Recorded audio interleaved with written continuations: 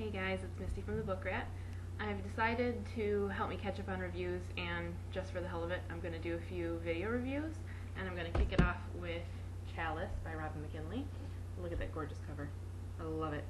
Alright, so, I'm going to get right into it. Chalice was a bit of a weird one for me. I think if I hadn't read McKinley before and wasn't familiar with how frustrating she can be, I probably would have put this down. I considered putting this down many times. And that's what makes it so weird, is I would recommend this fairly strongly. I really liked this.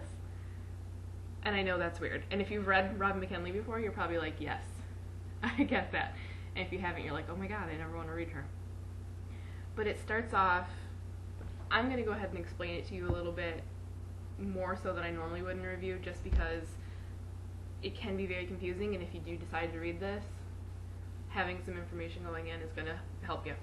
Alright, so I don't know what the world is. I guess it's kind of an alternate world, but the place where Marisol the Chalice lives is called Willowlands.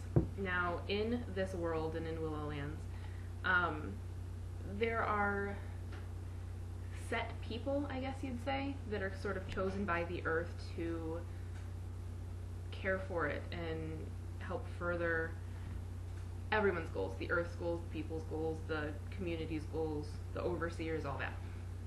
So each community, each area of land is going to have a master, they're going to have a chalice, and a whole host of other people, like a council, and those people are each responsible for set duties.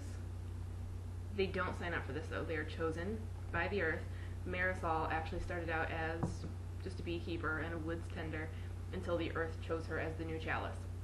Now, as the chalice, her responsibility is basically to prepare cups for different events. So she mixes up, not really potions, because it's not quite that sort of magic, but I guess that'd be the closest thing to call it, would be like potions. But basically she, for each event that they have, she mixes a cup, and she is very particular about what goes into it. And the whole point is that the cup is supposed to facilitate what's going to happen. So she can bind people together. Hold on, because we have a cat going crazy back here. Kitty.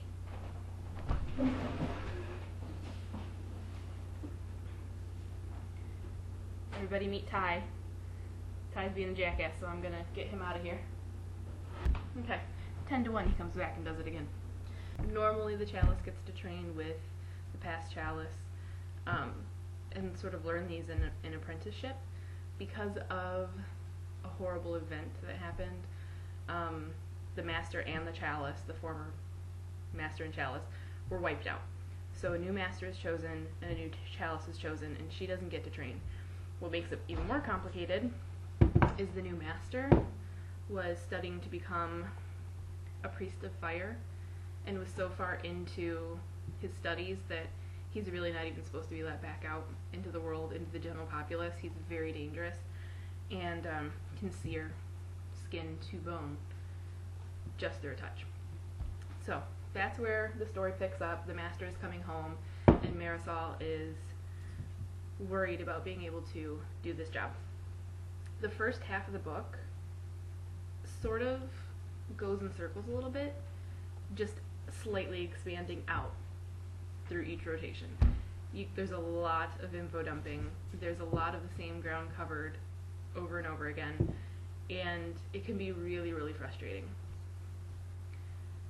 At a certain point it kind of starts to click, and you realize that it does actually work. I mean, it, I think, could have been paired and could have been livened up a little bit sometimes, or just she could have got to the goddamn point sometimes. I mean, honestly, McKinley. But at the same time, there's a beauty to it, into the slowness, and there's another, let me see if it's actually in here. There was a reviewer who compared this to honey, saying the story flows like honey. It's not in here. No. Which is appropriate, because Marisol's a beekeeper, and honey plays a huge role in this. And I think that that reviewer, whoever they were, nailed it. It does flow like honey, and it has this sort of languor and this sweetness, and it's weird to say that it's floral, but it kind of is, you know. And frustrating as that can be, when it works, it really works. And by the end of this, I was really convinced with the slow pace, kind of like if you've read Sunshine. A lot of people complain about Sunshine being really slow, and it is at points. I never had quite the problem with Sunshine being slow that I did with this. I mean, I actually did consider just putting this aside and giving up. I'm really glad that I didn't, though. So, a couple things that I do want to talk about, beyond how frustrating it can be and how it covers the same ground. The mythology in this is really rich, and I do wish that she had gotten to the point a little bit more so we could have seen it a little more clearly instead of just being talked around things. Part of it is just because it's being told through Marisol, and so we're just plunged in. She's not describing this for someone. She's not telling her story. We're just in her story, and that is part of the reason that it is so slow and talks in circles. Because of that, we never really get to explore the history of some of these things that I think really could have been very, very fascinating. It is completely unique. There's a really interesting world building going on, and I do have to hand that to McKinley. I do wish that we could have seen more of it, and I wouldn't object to another book set in this realm, Willowlands or otherwise, or with Marisol and the Master, for that matter. And that's the other thing I want to talk about. I really did love the interactions with Marisol and the new Master, and I loved his struggle too, and I think it would be interesting to get more of his story, but I did like how it was handled in this, and having a little bit of mystery with them is nice. And I don't want to say much more than that, because I don't want to give anything away. But I think if you're willing to slog through the slower bits, and don't skim them, actually do slog through them, this has a really nice payoff and will leave an impression. It's something that I actually consider reading again, and maybe a second read. Once you're more kind of into the mythology and you understand it more, maybe we'll go quicker because you're not struggling to figure out what the hell is going on. So that could have been part of it.